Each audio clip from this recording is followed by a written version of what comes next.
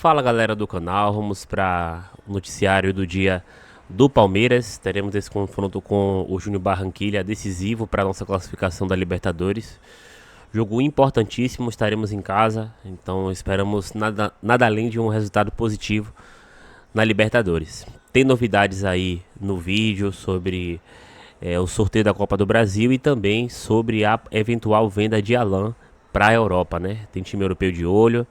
180 milhões de euros é o valor que tá sendo aí posto à mesa do Palmeiras, e é interessante pra gente poder fazer novas contratações e reforçar esse time ainda mais. Se gosta do conteúdo, deixe seu like, não esqueça de se inscrever no canal e vamos para o vídeo. Antes de qualquer coisa, é importante lembrar que o link para descontos em produtos exclusivos do Palmeiras ainda está disponível. Se você tiver interesse, é só acessar esse link e aí você vai ter desconto aí nos produtos especiais do Palmeiras. Vamos pro conteúdo. De Guayaquil, os rivais não brigam mais pelas oitavas. Os brasileiros, no entanto, também ainda não estão garantidos. E para que não tenhamos surpresas, os dois precisam voltar a vencer nos respectivos duelos. Levando em conta que os mineiros vêm de um empate na Bombonera contra o Boca Juniors e o Verdão, pasmem, perdeu a invencibilidade de 27 jogos em casa na Libertadores diante do Cerro Porteño na semana passada.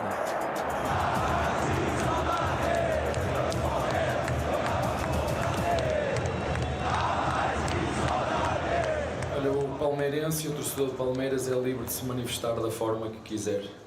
Tem que reconhecer que em termos de vontade, desempenho e agressividade o nosso adversário foi melhor que nós. Isso foi notório em cada duelo que nós pudemos assistir. Foi um jogo ruim, temos que assumir que foi um jogo ruim, mal jogado de uma equipa que já não perdia há 17 jogos em casa. E como muitas outras equipas no Brasileirão, está a sofrer daquilo que é o calendário e as viagens que tem. Nos próximos dias, a bola rola também pela Copa Sul-Americana. Hoje à noite entram em campo e em casa o São Paulo diante do Boston River, o Grêmio frente ao Montevideo City Torque e o Santos contra o Deportivo Cuenca. Situação mais tranquila do time gaúcho, já classificado. Se vencer o confronto direto pela liderança da chave, evita os playoffs. Empate é do rival. Na primeira partida entre os dois no Centenário, melhor para o time da casa, 1-0. O tricolor paulista, por sua vez, ainda não tem a confirmação da vaga, mas depende só de uma vitória frente ao eliminado Boston River, como aconteceu na estreia dos dois times na competição. E complicada mesmo é a situação do Santos, ainda sem triunfos no torneio, luta apenas pelo play-off. Além da necessidade de somar os 3 pontos, o Peixe precisa torcer por uma combinação interessante no jogo entre São Lourenço e Recoleta. O ideal é o time paraguaio não vencer em Buenos Aires, caso contrário, os comandados de Cuca vão depender de saldo, que no momento é inferior ao dos argentinos. Amanhã, nos últimos 4 jogos de brasileiros na Sula, pelo Grupo B, Atlético Mineiro e Porto Cabello, no E, Caracas e Botafogo, pelo G, Vasco e Barraca Central, além de Bragantino e Carabobo pela chave H. Ao Braga, possibilidade apenas de playoffs, e no Cícero Marques é devolver a derrota para a equipe venezuelana na primeira rodada ou já era. O Galo, apesar de fora da zona de classificação, pode inclusive avançar direto às oitavas. Só que antes de tudo, precisa vencer na Arena, exemplo do que aconteceu diante do Cienciano na última quinta-feira. Já o Vasco, que antes liderava sua chave, mas se complicou com a derrota para o Olímpia, agora não depende mais de suas próprias forças. Pressionado, tem de fazer o dever de casa e ainda rezar para o Audax italiano bater o Olímpia no Paraguai, e ainda assim no máximo por 2 gols de diferença. Fácil mesmo então, só a vida do Botafogo. Com os 3-0 frente ao Independente Petroleiro, os cariocas carimbaram o passaporte diretamente às oitavas. E agora entram em campo apenas para cumprir tabela e contra o Caracas, já ciente também de que vai aos playoffs. Já tem uma novidade bacana aqui na Band hoje, tô louca pra contar. Mas antes, atenção Brasil. E não era só Chegamos! Uau! Gente, Tudo isso bem? aqui é muito VIP. Tudo bem? Olha, não, que Meu amigo, legal. que o convite Hoje tem Masterchef. Pra todo mundo? Pra todo mundo. Fala, meu irmão. Tudo bom? Tudo bem. Jacan, você tá beleza? É pra combinar com você.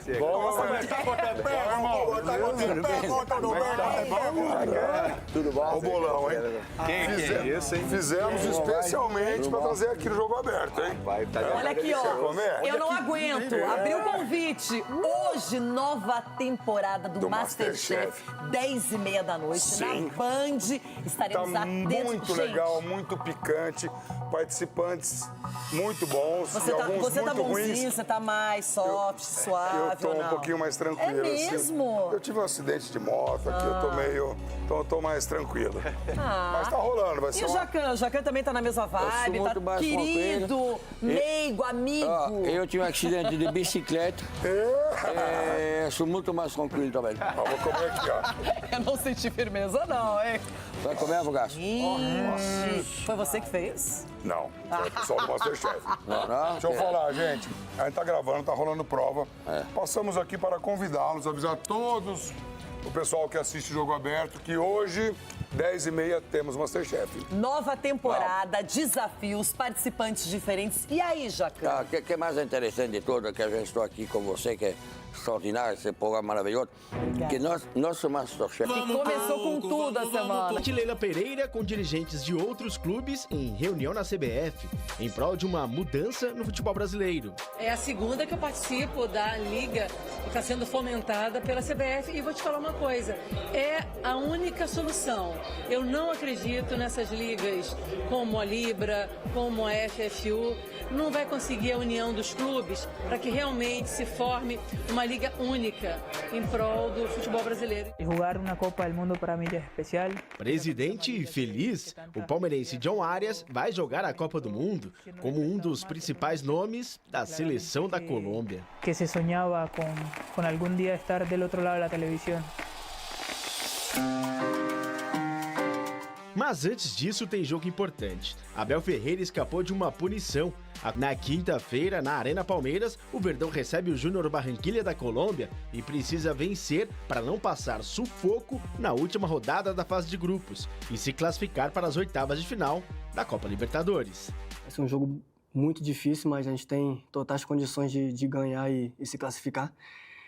E a torcida, como sempre, eles vêm apoiando a gente, vêm sempre incentivando, torcendo e não acredito que vai ser diferente de quinta-feira não. Eles vão fazer um grande show e, se Deus quiser e a gente estiver focado, vamos conseguir sair com a vitória e ser classificado. Essa classificação pode selar de vez a paz entre Abel Ferreira com a torcida organizada. Mas também, se não houver paz...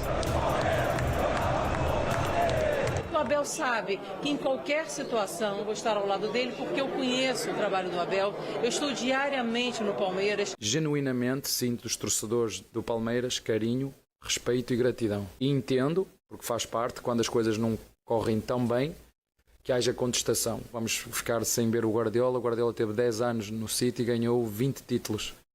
E tudo tem um ciclo. E podem ter a certeza de uma coisa, quanto mais tempo eu tiver aqui, mais próximo está o meu fim. Além da importância da Libertadores da América, o Palmeiras está de olho no próximo final de semana, partida contra a Chapecoense pelo Campeonato Brasileiro. Isso porque pode ficar sem 8 jogadores devido às convocações para a Copa do Mundo que estão acontecendo durante esta semana. Somado a isso, ausências por suspensão de Andréas Pereira, Carlos Miguel e do próprio Giai, que pode ser um dos selecionáveis. Contudo, assim como o Flamengo, o Palmeiras havia pedido adiamento desta rodada para depois da Copa do Mundo. Conversamos muito aqui na CBF, nós conversamos internamente, que esses assuntos nós tratamos internamente. Como não foi possível, nós vamos acatar a decisão da CBF e jogaremos dia 31, né? Dia 31 contra a Chapecoense. Peço à CBF, porque há tempo, porque se eles quiserem adiar e colocá-la mais cedo, porque nós vamos ter 50 dias sem competição, isso é possível de fazer. Não tem a ver se foi o Flamengo que pediu ou não pediu, ou se teve recusa ou não teve recusa, ou se foi o Palmeiras que teve recusa ou não teve. Eu estou aqui a falar para aquilo que eu acho que é o melhor para o futebol brasileiro.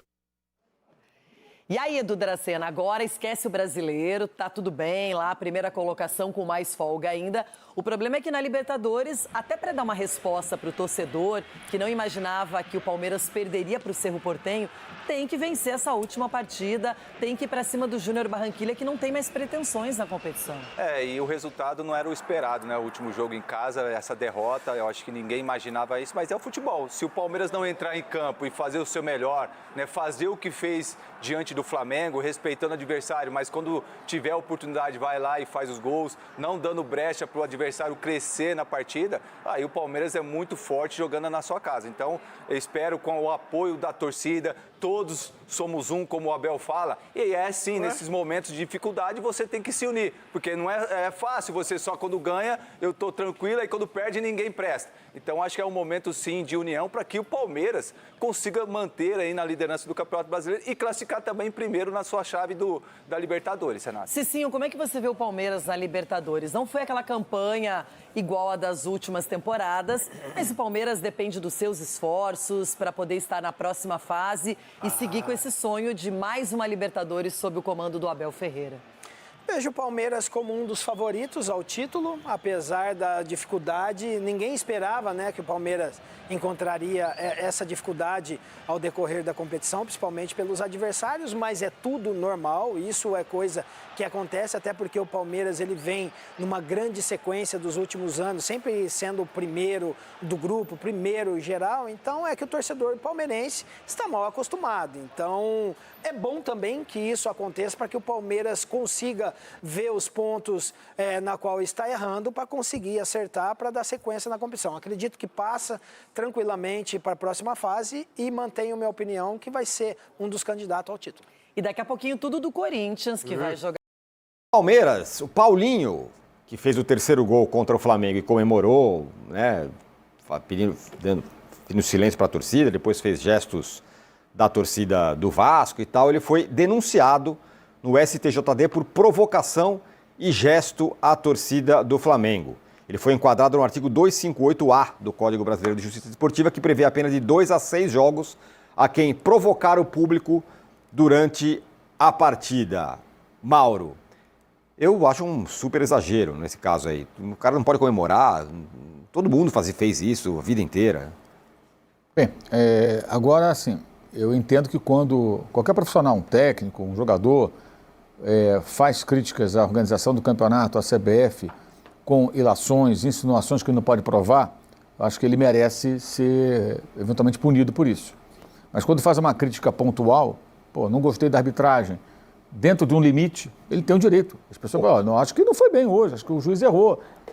Isso faz parte, tem um limite. Quando você fala outras coisas, que você insinua, aí então você prova. Eu acho que a atuação do árbitro não foi boa, acho que não foi pênalti. Isso faz parte. Pode ser um jogador, pode ser um técnico, quem for. Hoje não pode falar mais nada. Isso. Quer dizer, é uma mordaça. Então os caras podem errar, você não pode reclamar. Acho demais isso aí, né? Tem que ter... E aí o tribunal querendo holofote, me parece isso. Porque não tem o menor sentido. Tem o menor sentido. Então, assim, porque isso é uma via de mão dupla, gente. O jogador é provocado pela torcida adversária e pode reagir também provocado dentro do limite. Se ele não fizer nenhum gesto obsceno, nenhum gesto agressivo, mandar ficar quieto, tirar um sarro, é do jogo, cara. Pertence, sabe? É assim mesmo. Enfim. Reclamaram que ele pisou ali também. Tem essa coisa dele. Ele já tinha feito isso quando ele jogava no Atlético Mineiro. Ele fez um gol no Maracanã, ele passou pisando ali no escudo do Flamengo e reclamaram muito isso. Ao mesmo tempo também esses escudos ficam ali no lugar ali que o cara passa para lá e para cá. Porque não bota esse escudo em outro lugar também, sei lá. Eu acho que assim, comemoração faz parte, mandar a torcida ficar quieta faz parte. O tribunal não tem nada que se meter nisso. Eu estou vendo um caminho muito perigoso, a CBF querendo ter um controle que é quase uma ditadura. Não pode falar, não pode reclamar. Repito, uma coisa é você chegar e falar, existe um esquema contra mim. Então prova. Sim. Né? Ou existe aqui a inteligência artificial dizendo que isso aqui houve, né? Lembra? Peraí, então você prova. Agora, peraí, eu não gostei da arbitragem, achei que o árbitro errou, ele marcou um pênalti que não foi pênalti. Ou ele expulsou um jogador, eu tinha que expulsar. Isso é do jogo. O cara pode falar. Não está dizendo que o árbitro é ladrão, desonesto, veio aqui, está dizendo que ele errou. Então a coisa está caminhando para uma direção de ninguém pode falar mais nada. Uhum.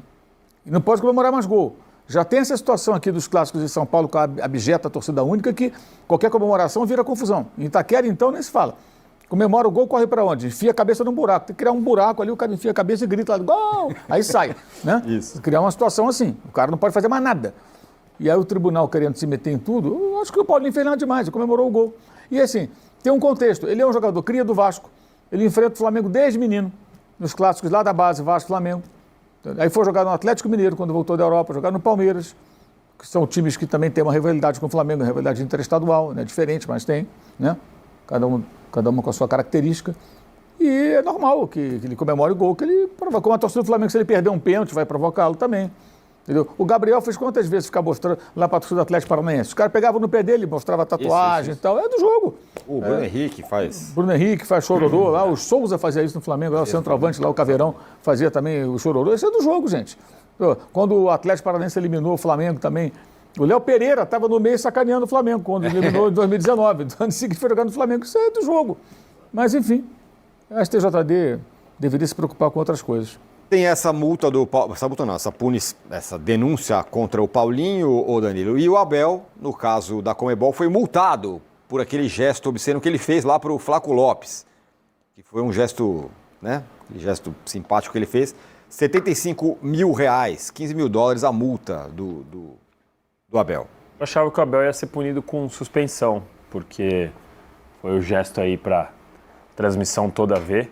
E é diferente. Eu fiquei surpreso. Eu não achava que ia ficar só na multa financeira, não. Achei que ia ser suspensão. Não foi o que aconteceu. O Abel, então, está livre para estar na beira do gramado na quinta-feira, no jogo que vai definir a classificação. Espero que o Abel aprenda, não repita esse gesto que foi feito aí na beira do gramado para o Flaco. Que tal essas... Eu vou construir para você uma loja de dropshipping. E multa, Arnaldo? Eu tô tentando entender até onde vai a questão do...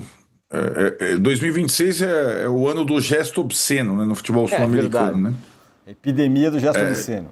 Epidemia do gesto obsceno de todos os tipos, variações, comemorações, incentivo. O fato é que existe uma tolerância menor, né? E mesmo assim... eu acho que alguns personagens eles ficam estimulados pela censura ao gesto obsceno. É uma coisa de divã até, né? E acho que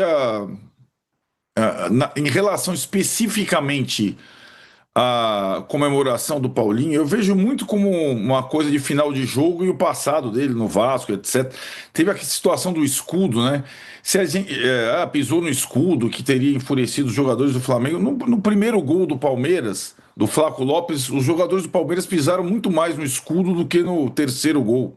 Estavam lá no banco de reserva, estavam se aquecendo atrás do gol, pularam, nem viram o escudo do Flamengo. Então tá nessa marcação. Enfim, as punições na Conmebol são normalmente diferentes, né, das punições no Campeonato Brasileiro. E o mais importante agora em relação ao Paulinho é se ele vai conseguir virar, depois da parada da Copa, um jogador com mais capacidade física de atuar, porque se ele conseguir fazer isso com a recuperação do Vitor Roque, o Palmeiras teria dois reforços muito importantes para a parte decisiva da temporada, né? Vamos ver como é que se ele, nesta parada, se ele tem uma evolução por uma lesão chata, reincidente, a fratura por estresse não é simples, e consegue desenvolver na carreira o que ele vinha fazendo até a última temporada para o Atlético Mineiro. No Palmeiras ele não conseguiu até o momento. Essa situação do escudo, a gente lembra muito do Morumbi, mas é diferente do Morumbi, porque o Morumbi tem um escudo ali que até no meio do campo, mais alto, né? Que um escudo em relevo, onde o escudo o Diego é uma foi lá e estrutura, fez a provocação. Exato. No caso do Maracanã e de outros estádios também, tem um escudo onde, às vezes, os caras tomam uma ombrada, passa por cima sem querer, corre ali, então não é um negócio... Agora, se o Paulinho tivesse ido feito, pisado, gesto, aí ok. Agora ele tava correndo, assim, enfim... Falando em recuperação física, o Santos, como a gente já mostrou aqui, precisa de E agora vamos falar dessa possibilidade de Alan ser a próxima grande venda do Palmeiras. Sabemos que o nosso Palestra ele é um time que tem facilidade de fazer bons negócios, né, com seus jogadores da base. Tivemos grandes vendas com o Endrick e Estevão. E o próximo é Alan, né? Sabemos que ele vem se destacando desde o ano passado e que a temporada passada já foi suficiente para ele atrair o interesse do Napoli, que fez uma proposta interessante, mas que o Palmeiras entende que é um jogador de um nível, de estilo de jogo e posição que pode render um valor ainda maior ao decorrer aí do seu desenvolvimento no Palmeiras, né? Ele tem 22 anos e a matéria do GE, ela traz uma informação importante, que alguns times europeus, né, eles já estão em contato com o Palmeiras para tentar a possibilidade da contratação de Alan nesse período pós-Copa, né, para reforçar aí os times na próxima temporada europeia. E a notícia interessante é essa aqui, ó. O vínculo se encerra apenas no fim de 2029 e a multa rescisória é alta, 100 milhões de euros. É claro que a tendência é que ele não saia pelo valor da multa, mas a gente sabe que o Palmeiras ele não vende o jogador por muito menos que isso, né? Então pode ser ali 80 milhões de euros, 50 milhões de euros, e eu acho que é um valor bem justo aí pro Alan, pela idade e pelo talento, né? Jogador versátil e com muita qualidade técnica e também muita força e velocidade. Aí eu quero ouvir a opinião de vocês, para qual time europeu o Alan deve ir e se realmente faz sentido para o Palmeiras vendê-lo agora, visto que nós não temos tantas peças assim no nosso ataque. Aí deixa sua opinião nos comentários, se gostou do conteúdo, não esquece de se inscrever no canal e deixar o seu like. Até a próxima.